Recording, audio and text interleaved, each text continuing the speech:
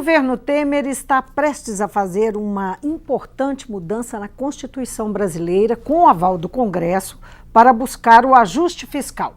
A PEC 241, que ainda está em votação, congela as despesas do governo federal com valores corrigidos apenas pela inflação por até 20 anos.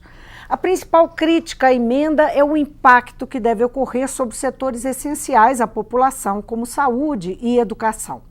Hoje vamos tratar mais especificamente dos efeitos da PEC 241 sobre o SUS, que é o maior sistema de saúde público do mundo, disponível para 200 milhões de brasileiros, como dita a Constituição de 1988. E nosso convidado é o ex-ministro da Saúde do governo Dilma, Alexandre Padilha, e atual secretário municipal de saúde de São Paulo. Bem-vindo, ministro. Um grande abraço, Vivian. Um prazer poder estar aqui conversando em Minas Gerais, aqui com a TV Assembleia.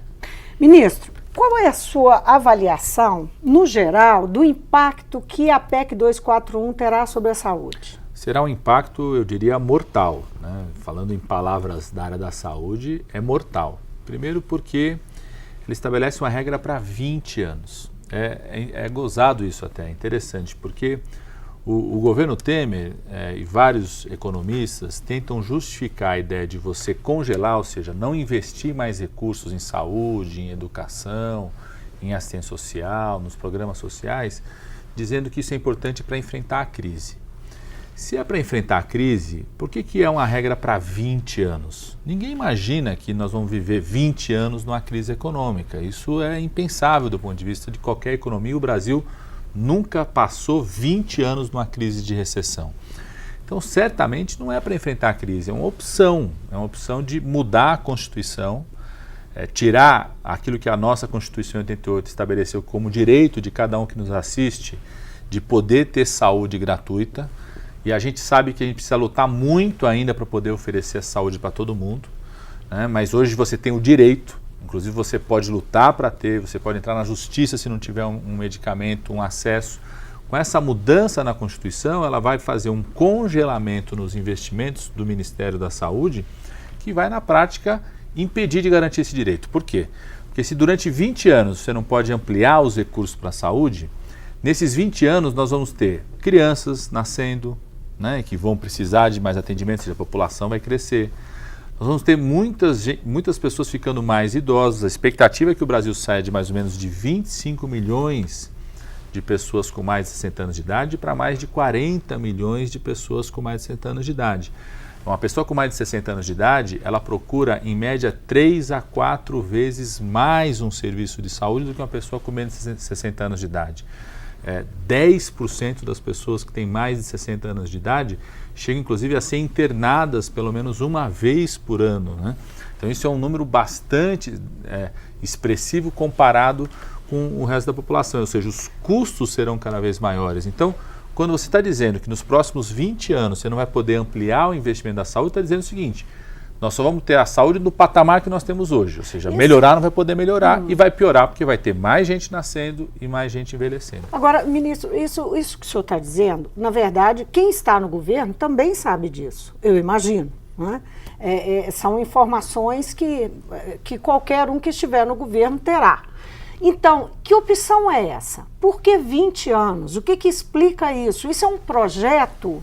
Eu digo mais, né, Vivian, assim, todo mundo da área da saúde está se posicionando contrário a isso, né? Médicos, especialistas, além de ter sido ministro, secretário, faço parte da universidade, as várias universidades estão se posicionando sobre isso. A própria CNBB, os bispos se reuniram e estão apontando a preocupação do impacto que essa PEC tem em relação à saúde, né? Do impacto na vida das pessoas. E eu não tenho dúvida nenhuma, a impressão que dá é que o atual governo, e infelizmente o Congresso está aprovando, eu acho que nem está discutindo com o detalhe que deveria discutir essa proposta, mas o atual governo está desistindo de garantir saúde pública e gratuita para a nossa população. Todo mundo pode achar que isso fosse quase impossível, mas você mesmo na apresentação falou uma coisa que é verdade, que como a gente está aqui no Brasil, a gente se acostumou desde a Constituição a pensar a saúde como direito, a gente acha que isso é normal em qualquer lugar do mundo. Não é. O Brasil é o único país com mais de 100 milhões de habitantes, e a gente tem 200 milhões, que se esforça, está lá na sua Constituição, de que a saúde é um direito, né? De que as pessoas têm o direito de ter o atendimento da vacina até o transplante de forma gratuita. A maior parte dos países do mundo não é assim, né? Os Estados Unidos é tudo privado, vários países do mundo não garantem todos os atendimentos, não garantem todos os tipos, todas as vacinas, ou só garante atendimento primário, não garante internação, não realiza transplante. O Brasil é o maior transplantador, quem faz o maior número de transplantes públicos do mundo é o Brasil. Então, a impressão que dá é que o governo Temer quer fazer é rasgar a nossa Constituição e fazer com que o Brasil, que o povo brasileiro tem que fazer como que outros fazem em outros países do mundo, que é quem não tiver condições de pagar um plano de saúde, de pagar pela saúde, não ter acesso à saúde de forma nenhuma. Isso é uma guinada ideológica. É ideológica e, sobretudo... E que faz um contraponto claro com o governo do qual o senhor participou. Não só com o governo do qual eu participei, né, do governo Lula e Dilma, mas mais do que isso, com a nossa Constituição. Só para todo mundo ter uma noção do que significa esse congelamento, né? O SUS existe, se a gente for contar o SUS a partir da Constituição, que é quando passou a ter direito à saúde, a ter um sistema universal, depois, 2 anos depois, em 90, foi aprovada a Lei Orgânica de Saúde, que estabeleceu as regras do SUS. Então ele existe há 26 anos, se a gente for contar de 90 para cá. De 90 para cá, todos os presidentes, independente do partido político, passou o presidente Collor, passou o Sarney, passou Itamar, né, o mineiro Itamar, passou Fernando Henrique Cardoso, passou Lula, Dilma, todos eles aumentaram todo ano os recursos para a saúde, mais do que era a inflação do ano. Todos eles. Depois dos governos Lula e Dilma, esse aumento foi maior. Quando começou o governo Lula, era 24 bilhões o orçamento da saúde. Quando eu saí do Ministério já era 104 bi. Mas todos, independente dos partidos... E sempre deficitários. Sempre aumentaram os recursos para a saúde. E mesmo assim, o Brasil ainda investe pouco na saúde comparado com os outros países. O Brasil investe hoje mais ou menos R$1.000 por habitante para garantir saúde pública.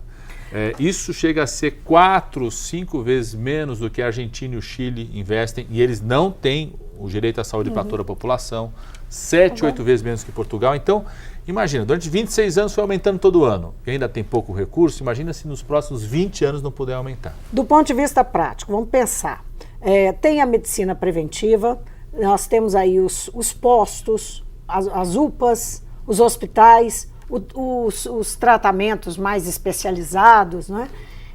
Como é que o senhor imagina a repercussão dessa PEC a longo prazo sobre essas diversas áreas aí da saúde, do atendimento? A primeira repercussão imediata, Vivian, é o seguinte, são os municípios e os estados, porque eles que acabam gerenciando, tendo que contratar as pessoas, os medicamentos.